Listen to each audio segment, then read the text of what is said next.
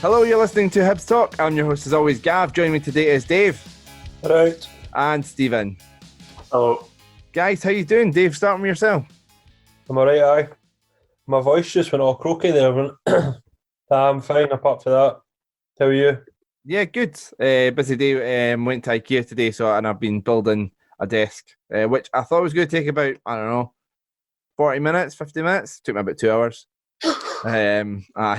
Took me ages. It's a lot longer than I anticipated. So it's kind of rushing notes a bit. I thought I was going to leave myself more time to do my notes for the podcast at my nice new desk.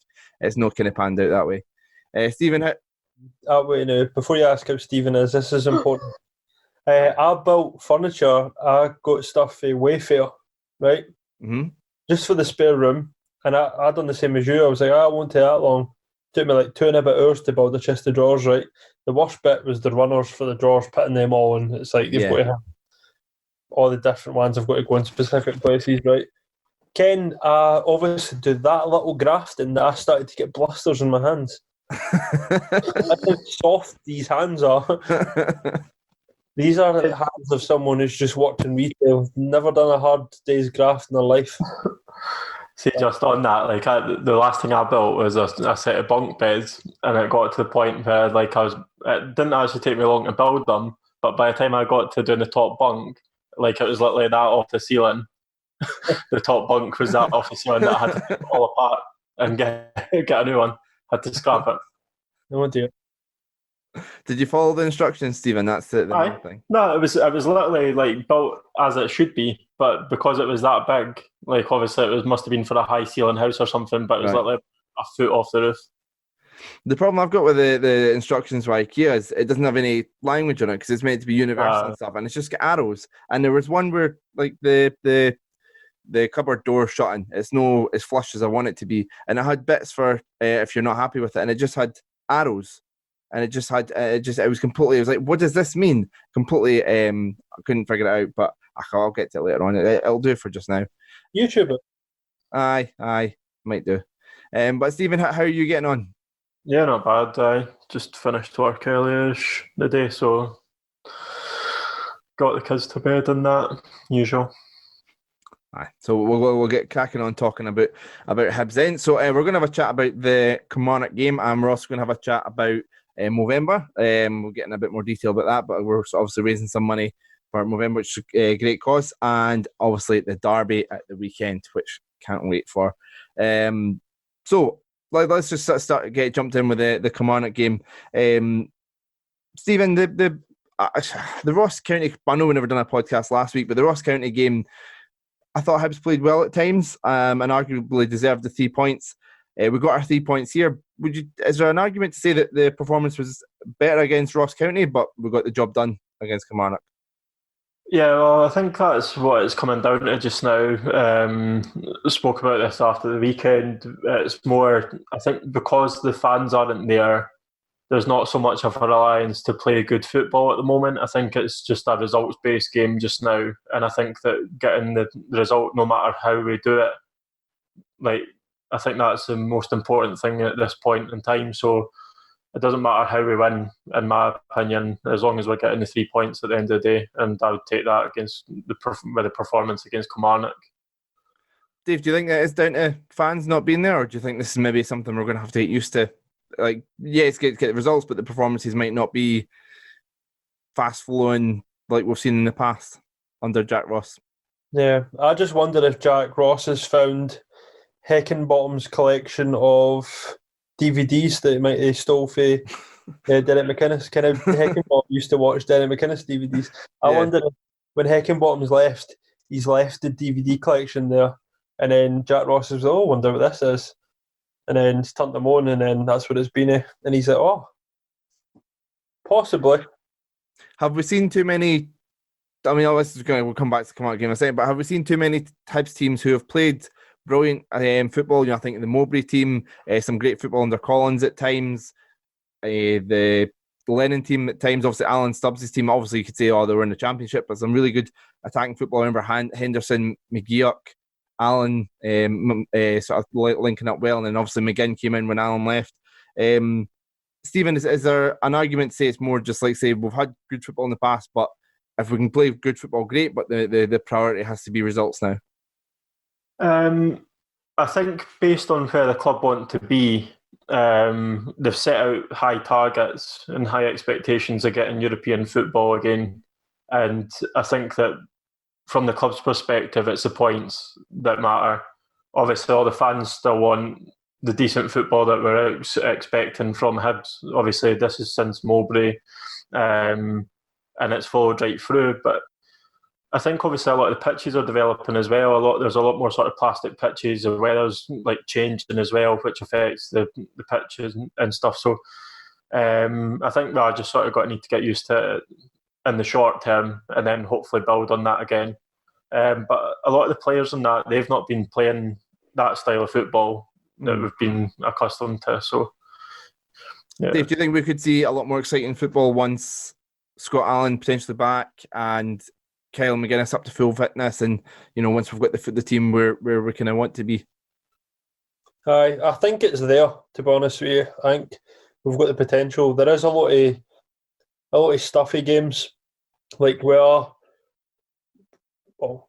performing really well, so teams are wary when they're playing against us. Like, I mean, they're just as cautious. It's not as if we're being played off the park by a team.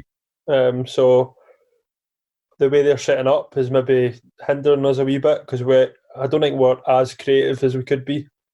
So we end up just playing in front of teams a lot, I think. What was the question?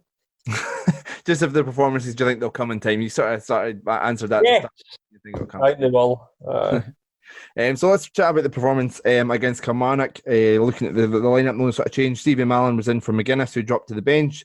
So I mean, Noel had a chance early on. We had a couple of other chances, half chances, things like that. And then 30 minutes in, ball gets played forward. It bounces in the box. How do you pronounce the defender's name? The boy that played for Hearts. I don't want to butcher it. Was it Dickamona? Aye, him. He misjudges the flight of the ball. Doidge kind of gets in front of him, and when he swings, the defender swings the leg for the ball. Doidge goes down. Penalty's given. Dave, was it a penalty for you? When I first seen it, no. But then when I thought of Boyle doing it against Aberdeen, then I went, yes. Stephen, penalty for you? Yeah, I think like Dave says, I had the same opinion when I watched it back.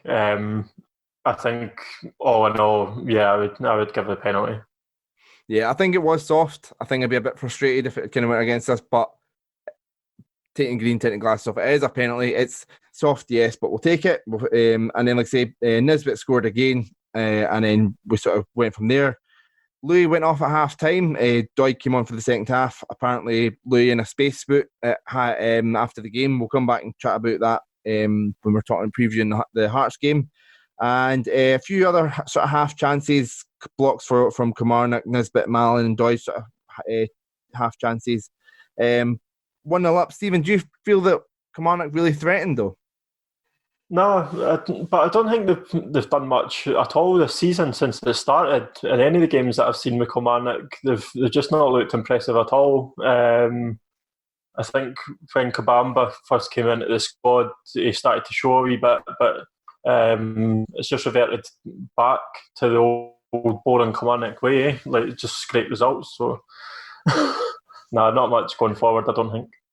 But Dave, does a lot of them being quiet at home have to be credited to Gogic in the defence for keeping them quiet? Yeah, obviously. We've done that for a lot of games this season. Kept teams quiet, kept clean sheets, making a big difference. And then it does mean that when you're not on it, that single goal can win the match. You know what I mean? That's what that gives us. Whereas before, with a leaky defence, we could be conceding and then normally have to score a couple. So it doesn't work when we're not performing well. So that's probably why we've got as many points as we have. And as the second half went on, we kind of started to play a lot more counter-attacking football. And the one that I kind of want to talk about was the ball gets played forward on the counter. It comes to Stevie Mallon. It's a 3-on-2 situation. He's got Nisbet, league's top goal scorer, to the left of him. He's got Boyle on the right, who's chipped him a few goals this season. And what does Mallon do? he shoots. It goes wide. Just a big bugbear of mine. He shoots too often. Great position like that. The annoying thing was the defender left Boyle because he knew Mallon was never passing it. I don't know. I think. Do you think there's maybe forwards, Dave, could be a bit more frustrated when they see Mallon in those positions and think, I'm not going to get a chance here. Whereas if it was a Scott Allen who's going to slip it through, strikers want to score goals, they're going to be a bit more excited.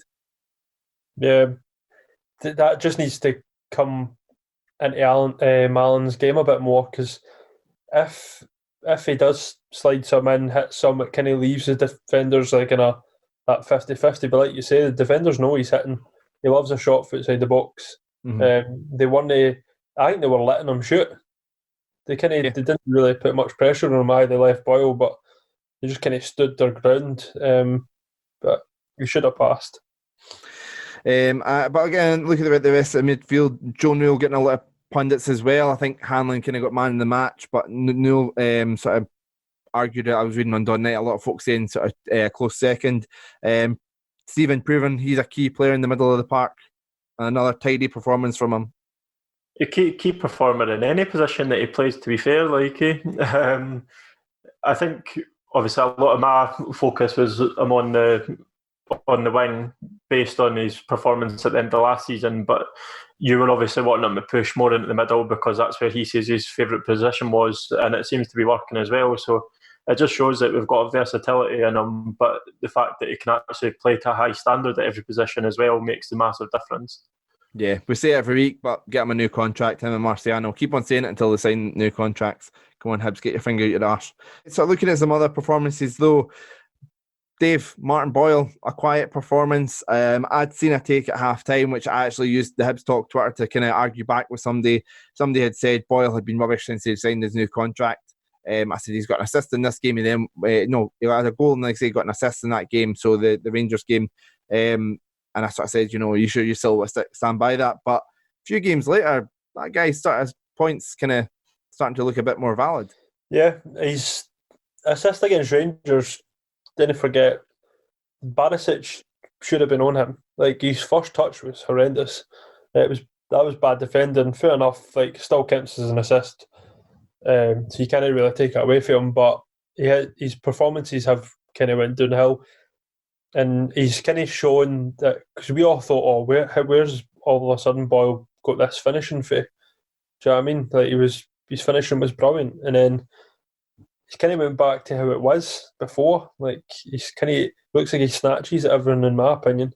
Don't know if he's trying too hard to score, but something. He's probably just not performing properly, like at the highest he can.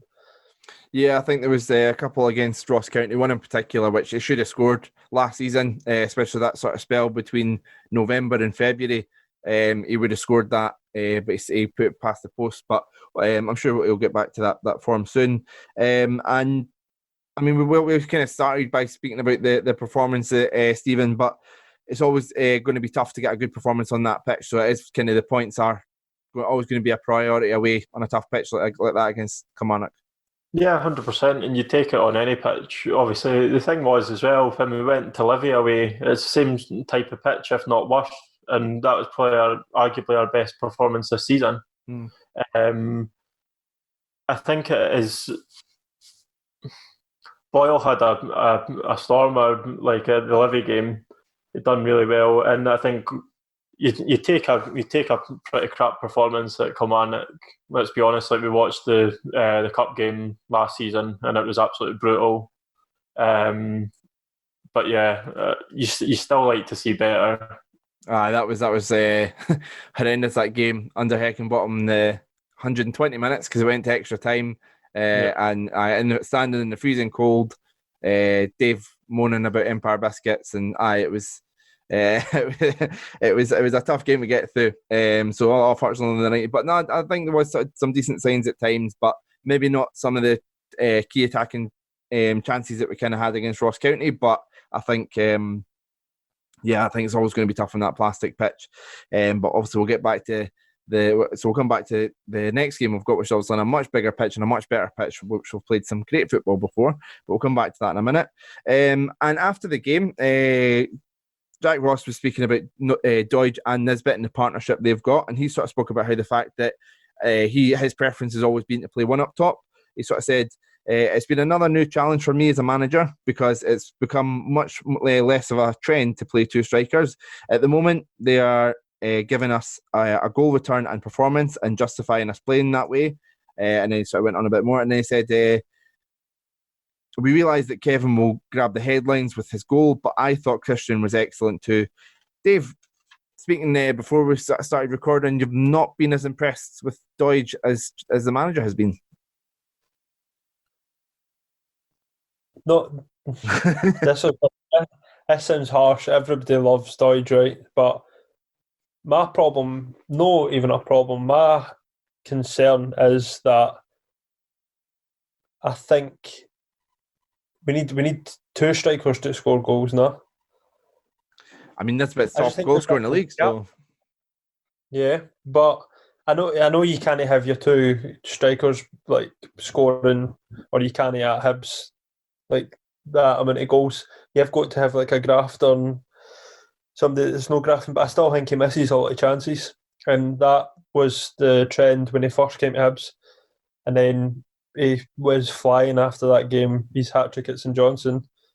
And then some of the goals he scored was brilliant. And now it seems to be the eyes trying hard, and that buys people time, especially like that makes people like you when you're trying, and you see obviously some of the running back and defending and that he does, but I think he's finishing and that needs to be better.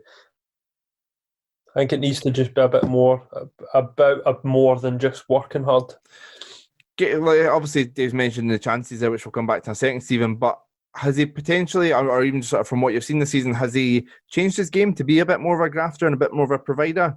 Rather than just an out, or do you feel that he's sort of still playing? To be fair, like even last season though, he was still grafting. Like he's not lost any sort of like hunger to go and get the ball and like hold up the ball and everything like that.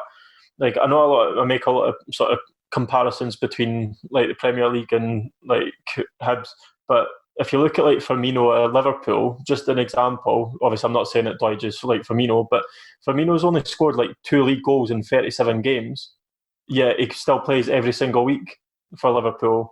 So obviously Ross's comments about Doidge working hard for the team and laying off the ball, it's pretty much, I'm assuming, what Klopp sees in Firmino.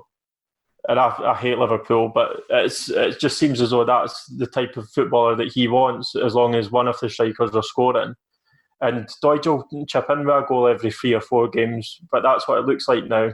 If he's scoring in the big games like Rangers and Celtic every time that we play them, I'm happy with that. But he still needs to be scoring 2 and 3 goals against Hamilton or St Mirren. Dave, you sort of mentioned it earlier about how he started last season this way, in terms of sort of snatching at chances and stuff. Is it just a case of, and he said this before, it's happened to him in the past, once he gets one, he'll probably go on a goal spree? Yeah, possibly. And I kind of hope it happens, because there is potential to be a very good partnership there. Like compared to in our group chat is Patalainen and Brewster partnership. Patalainen and Brewster both did chip in. So I mean, it's very one-sided, this partnership now, and I think we need them to start chipping in. To be fair, because otherwise we're not going to get that lucky soft penalty to win a game. We're going to need to take some chances, and if Boyle's no scoring either, we can't just leave it all in Nisbet. I'm just going to get his Wales call up if he's just assisting. They've already got that in Canoe, like, so they're not going to need Doidge if he's not scoring goals. So. Yeah, he definitely needs to get back amongst the goal if he's wanting in that Wales squad. And I mean, yeah, I understand what you're saying about Boyle and this. Doidge not scoring at the moment, and maybe there's an argument to say sort of taking them out the firing line and sort of changing things up a bit. But I think Doidge is doing a lot of good work at the moment, and Nisbet scoring goals, and the goals will come for Boyle and Doidge. And once they do, I'm really excited about how we're sort of playing then. So, but I understand what you're saying, Dave. It's definitely. So let us know what you think on that at HFC Talk. So it's almost November, and a lot of men grow Moustaches for the month. It's a fantastic cause, the Movember charity. Sort of the thing about growing a moustache. People ask, why are you raising why are you growing a moustache? And it kind of gets that conversation and going about men's mental health. It's something I've spoken about in the past. I've sort of suffered with even sort of this year. Sort of been to doctors with anxiety and things like that. It's not fun. You know, I think that the world's getting to a better place in terms of having more conversations, but this is we kind of want to help them play our part in sort of raising some money. So there will be links in the description for myself and Stephen's Movember pages. Stephen, how do you get on growing a moustache? This has taken me a year, right? so come a month, unless there's some miracle grow I can put on my face, I'll look like a bum fluff Mario. But we'll go out and see what happens. Like, I have no idea how it's going to go, because I mean, for people that have seen me before, and say whether it's been photos or the cartoons, or you know, or watched any of our videos of that, they know I've got the big full beard. I've had this beard for about 7 years now, so I don't know how fast everything's going to grow in after shaving it off. And what I'm really worried about is that it doesn't come back in ginger and it comes in white. Because my hair's starting to come in, like my hair, which is gone, it starts to come in grey/white. What if the beard cut doesn't come back ginger? I'm going to have to dye it when it comes back. There's not many people that worry about their hair not coming in ginger. Do you know what I mean? I know Gav's hair hardly comes in at all. I'm not taking part, so because pathetic. That's fine. This is taking me a year. That's taken Dave 30. I'm 31-year-old and I shaved like 5 or 6 times in my life. It'd be pointless. I would love to take part in that. I will be donating to both your causes, right? Equally. I add, but there'll be a wee something extra for the winner. It used to. No pressure. Gav will come back like Dr. Eggman for Sonic. Like. The glasses, the bald head, and the big whiskery beard, moustache. I was looking at the thing about what different styles you can grow and stuff, but it's tough because you've only got 30 days. How fast can it grow in for you to grow different styles? But I don't know. We'll see how it goes over the next month. We're doing it along with the other Hibs podcasts, Long Bangers and Down the Slope. Down the Slope were the one, give credit to them, they were the one that kind of came up with the idea of sort of coming together and doing this. So you can find the team. It's called the Hibs Pod Squad, which I thought was a great name. So yeah, we're kind of competing with them to see which podcast can grow the best moustaches over the month. And hopefully raise a lot of money. Like I say, every podcast we release from now until beginning of December, we'll put the links in for the pages. So donate what you can. Really appreciate it. If you want it, I'll probably upload a video because I'm shaving off my beard. One of those ones where you speed it up, and I might and then go clean shaven for the first time. And I mean, I've been with Rebecca for about 7.5 years. I think she's only seen me clean shaven once. So that'll be lucky. I'm so afraid that it doesn't come back the way I want it. I'm gonna miss it. So shave it off, Gav. Go and try and make a wig out of it and stick it on your head. You should. I think it's a good idea. I'll be wearing a lot of hats because I'm not going about looking like a potato. But yeah, donate what you can. Give your money. It's for a great cause. And yeah, cheers. So we are at Hampden. Our first of 2 opportunities at the Scottish Cup. We have a semi-final, our potentially only Edinburgh derby this season because Hearts aren't in the Premier League anymore. Dave, how are you feeling about the game? I am nervous, but very confident. Ooh, that's a dangerous thing to be confident going into a derby. What about yourself, Stephen? How are you feeling? I'd like to say I was positive. I'd like that big sigh you done is so many Hibs fans will be able to relate to that. So, Dave, why are you feeling confident? I watched Hearts play Arbroath and then realised that they're no nothing special. They thought they were. Did you watch Hibs play Brora and play Forfar though? I did, mate. Trust me, I've seen us play many a bad game this season, but look at the results we're getting. See, if we were playing bad and no winning, I'd be a bit worried. But we're We're solid at the back. When I've seen Hearts, they've not exactly been free flowing. They scored 6 against Dundee, but Dundee were poor, very poor at the back. They'd fucking Jack Hamilton in goals. You know what I mean? He was chucking them in. So we've got obviously Rocky. The defence is solid. They weren't clever against Arbroath, and Arbroath caused them a lot of problems. We've got better. Well, don't even need to say the next sentence, but I'll say it anyway. We've got better players than Arbroath. So we should be able to cause them some problems as well. And Nielsen's a bottling bastard. So this is that. What do you need? So what have you made for? I mean, you've kind of already touched it, but have you noticed anything with the style of playing things? Because obviously last season they were playing this magnificent high pressing football that they went on about. Stendhal had them playing, and Hearts were back. How have they been playing in the 2 games under Nielsen? Against Dundee, they weren't how they've been every other time I've seen them. They were a bit more on the front foot. They got an early goal, which probably did help, to be fair. But like I say, Dundee were very poor. And then they kind of reverted back to how normally used to seeing Hearts playing when they played Arbroath. Very slow, sloppy. Then they looked like they're going to stay anything, but obviously they did manage to nick it. So that's exactly. I'm expecting to see that. I'm not expecting to see Hearts come at us. They might play in the counter, but yeah, I'm not expecting much. And so let's have a look at Hibs. I mean, we spoke about earlier on. Lewis Stevenson apparently left in a moon. What's it called? Space moon boot. I call it a space boot earlier on. Aye, a moon boot. So the protective thing on his ankle apparently went over on his ankle. So I'm unsure whether he's going to be fit or not. If he is unable to play, Stephen, how do you feel about Doig coming back into the team? Obviously, he started the season well, and then obviously that bad game against Celtic was out the team, and then with international duties, things like that, Lewis Stevenson's kept his place.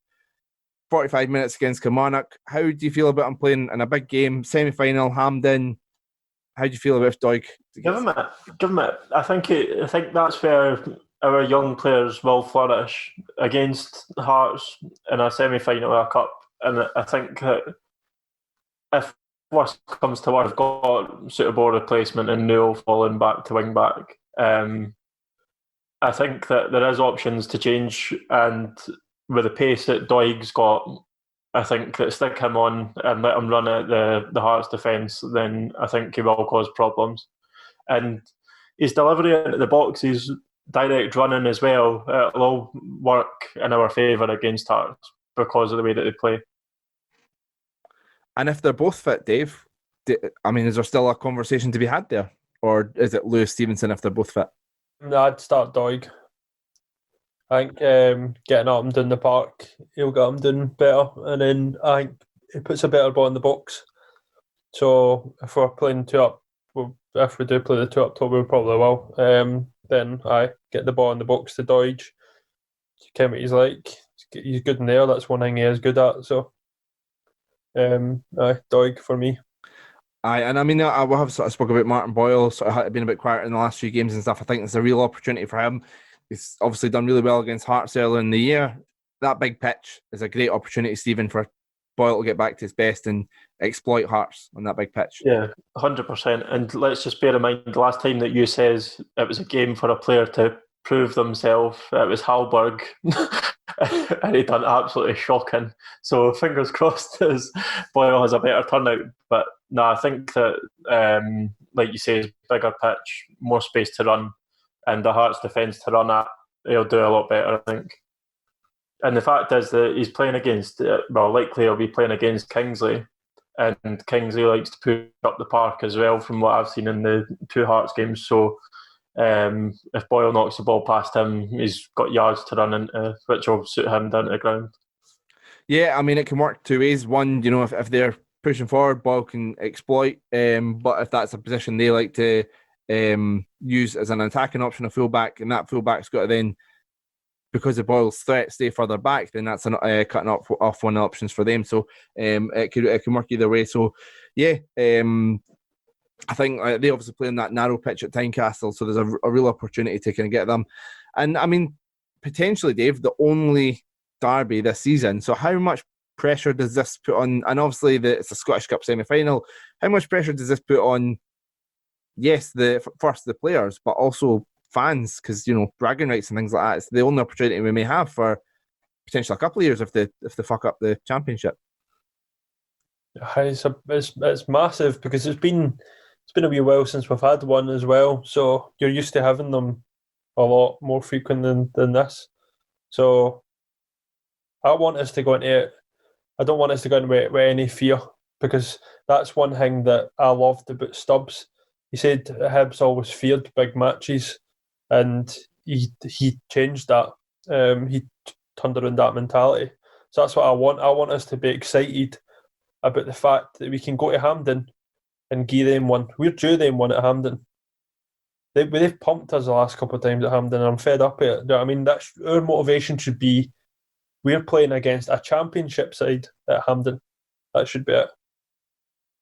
It's quite interesting as well, just on that, because, sorry Gav, I was watching the news that at 6 o'clock there, and Alex McLeish had an interview about the semi-final, and he was saying the exact same as what Dave's just says there, is there's no reason why Hibs shouldn't go there thinking that they're playing against any other championship team. It's obviously it's still a derby, but Hearts are the league below us now, and there's absolutely no reason why we should go there with any fear and just play the attacking football.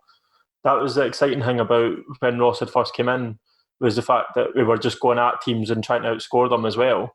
The fact that we've got a stronger defence, why not just run at them? We could easily score 5 against them. No problem. 5, wow.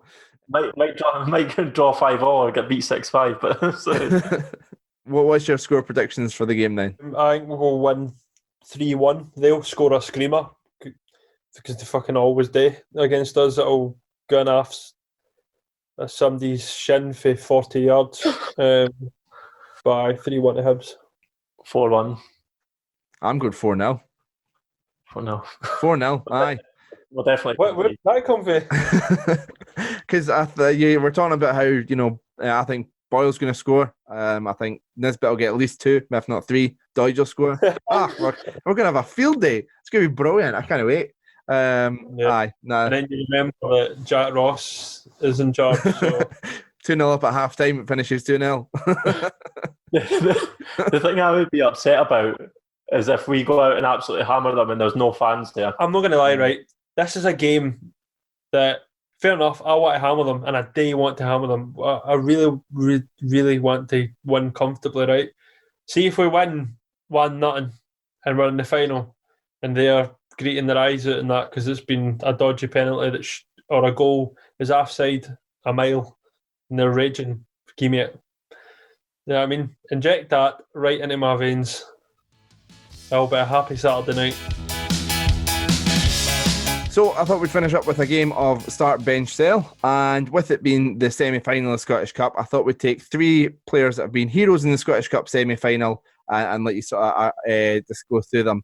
So the first one obviously comes to mind is Lee Griffis after his part in the fantastic comeback against Falkirk, the 4-3 game. So Lee Griffis, we've got him. We've got Jason Cummins, who obviously scored the winning penalty. We're not remembering anything else from that game. He scored the winning penalty in the semi-final against Dundee United in 2016. And also David Zatelli, who scored the the second goal, obviously a forward as well, in the 3-0 win over Livingston in 2001, where we obviously played Celtic in the final. So from that, Zatelli, Jason Cummins, and Lee Griffiths, who you starting, who you benching, who you selling. Got a funny feeling this might be an easy one, but we'll have a chat about all the players as we go through it. So, Stephen, what's your going back a bit? What's your memories of David Zatelli? Probably that run in the Scottish Cup back in 2000-2001. I think it was just one of the players that you could always rely on. In my opinion, it was just solid on the ball. He had an eye for a goal as well. and he was playing in a team where you had, where you had Patalainen and Latape. It brings back that sort of feel-good factor from that time period. So an all-round exciting player, yeah. Such an exciting player. I mean, it was sort of that was sort of the time where I had my first season ticket. I'd sort of been the odd game and stuff, but that's when I was starting to the finals were that kind of the final against Celtic led into a season ticket and things like that, and such an exciting player to watch.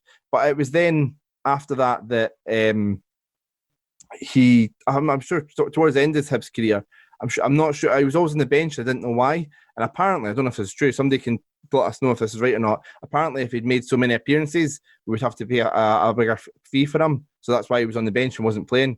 We're struggling to win games, and he's sitting on the bench. It was infuriating towards the end of his career, but a fantastic player. Obviously, we've seen Lee Griffis grab a goal, proving that he's been written off too many times in the past. Ridiculous, he wasn't in the last Scotland squad, but a fantastic player who scored loads of goals for Hibs, Dave. Yeah, really Lee Griffiths. Got a soft spot for him. He's just a goal scorer, natural goal scorer. That's what he does. He scored a couple off the bench for Celtic now. He just looks dangerous when he's on. His wee runs and that. So I think he needs to be in the Scotland squad for this playoff. I think it'd be daft not to have him there. It's the fact he's just such a big hibby as well. I mean, there's been games where he hasn't been fit for, or Celtic have been playing on the Sunday, and he's came along and watched Hibs on the Saturday, or he's been, I always remember the Scottish Cup final, seeing footage of him there and things like that. It was just great, Stephen, to see such a talented player at Hibs who was also a Hibs fan who loves scoring goals for Hibs. Yeah, 100. The fact was that when he first came to us, remember he had that sort of spat with the fans as well, sticking the fingers up at fans, at corner flags and all the rest of it. But I think he just sort of grew into it with us, and he was just at Hibs at the wrong time, I think. I think if we had any other sort of board or manager in place at the time, Griffiths would still probably be at Hibs. I think there was, like I say, a bit of lack of ambition in terms of getting the deal done. Obviously, if we forget that, he was only ever on loan at us. We never actually had him permanently. Yeah. And in another world, we would have pushed on and maybe got him permanently. And I think if he's been there that the first season, I think Pat Fenlon, in my opinion, got found out when he didn't have Lee Griffiths' goals to save him. And then got sacked, and then Terry Butcher came in, and things just got a lot worse. But we spoke a lot about that in the past. And I don't think he'll be that keen on speaking about this guy too much. But I mean, he's a Scottish Cup winning legend, so surely you will. Jason Cummins, thoughts on him, Dave? Brought some memories. I think some of them are just the wrong type. Like, I mean, for a Hearts fan to come to Hibs and score so many goals against Hearts, like you've got to give him credit for that. I think his attitude after he left us soured it quite a bit. Like somebody else I know that's now left us and soured it before he left. But when he was with us, obviously he was an exciting player, scored a lot of goals for us, and he scored important goals for us. He was that type of player in the dressing room as well that caused a bit of an atmosphere. And we need that. I think you always need that with one player in the squad, and I think right now Boyle, I'd say it's fair to say that he's sort of taken up that role. But yeah, I wouldn't say a bad word against him when he was with Hibs, but I think his attitude since he's left just ruined it. We've seen two players now, Dave, forward that seem kind of hinted that have two forwards that have left us and went there, and it's kind of like they feel that they have to try and get themselves over with Rangers fans, and they come out with this thing that just completely cuts all ties with Hibs. Yeah, and it's a shame, but if that's the length you're willing to go to because your footballing skills are no good enough to do the talking, then fair play. Good burn. So he doesn't even listen to this, but get it up, you Jason Cummins. Thank you for that bod in the line to Tony Stokes in the final. It was a beautiful ball. I'm the same as Stephen, wouldn't say a bad word about him when I talk about him playing for Hibs, but his character and that after it, I'm no massive one. But I like Toy's wee personality, his wee quirks and that. Like when he was getting interviewed, when that goal at Ibrox, The Zing King hang. he was like, I had to touch any angel. I'm just like, that's class. I love all that. And when he scored against Hearts and he'd done that as if he was lifting a trophy in front of the south stand, that's all class. But he's a dirty Rangers bastard now. So I think that kind of hints at where you're going, Dave. Who you starting, who you benching, and who you selling? I would start Zatelli, bench Griffis, because he's obviously clearly becoming a wee bit of an impact sub at Celtic. So we'll go with that. And then I'd sell Cummins, but I wouldn't get much money from him. So, Stephen, who you starting, benching, and selling? Starting Griffiths, benching Zatelli, and giving Cummins away for free. So, but you're the same. What Stephen says is kind of right. See, when I think about Zatelli, I do think about that Hibs team and that. So I think it's maybe clouding my vision a wee bit because it is that feel good factor. Like, I think that with Griffiths, like based on the team that he was in at Hibs and seeing what he'd done with that team at Hibs, like to score 28 goals with 8 players around you in one season, like you wonder how the fuck he done it, to be honest. And ever since he left us, scored 40 goals in a season for Celtic. And it's like, well, obviously they took free kicks against England for Scotland. He's one of the players that whether he starts, whether he's benched, and comes on as an impact sub, like you can always expect something to happen with him. I'm tempted to go just because I was that frustrated seeing one of my favourite players on the bench. I've seen him enough on the bench, so I'm going to start as Zatelli as well. Just again, that's when I was, becoming a season ticket holder, seeing Hibs on a more frequent basis. So just sort of from that point of view. So for that reason, I'm going to start as Zatelli. I'm going to bench Griffiths and sell Jason Cummins. So yeah. So what you guys got planned for the rest of tonight? Watch his Tottenham game, I think. That's my plan. I'm going to get that up on the iPad as I edit the podcast. Dave, what's your plans the rest of the night? Yeah, probably watch the football as well. I think there's a police helicopter going over my house in a right. Armadale in it. Normally only happens at the weekend, to be fair, but so I was going to stick my head out the window and see what's going on, and then watch the football. Cool. So we'll finish up there. So just to say again, we've got the links in this for the Movember. So make sure you donate what you can. You can also, I'll be doing updates. You can follow me at GavCW90 if you want to see updates. I'll post the occasional one on Hibs Talk as well. But if you want to see updates about how the Moustaches is coming as well, or you just want to follow me and see me usually talking about wrestling. But yeah, and you can follow us all at HFC Talk. And enjoy the Hearts game, guys. Enjoy the 4-0 win. It's going to be great. Enjoy the Hearts game. Why are you saying a Hearts game? It's fucking the Hibs game. We're playing Hearts. Okay, sorry. Enjoy the Edinburgh Derby. Is that better? Like, I'd have permission to say that? Yeah, it's much better. Enjoy the rest of your weeks, guys, and enjoy the game. Cheers. All right.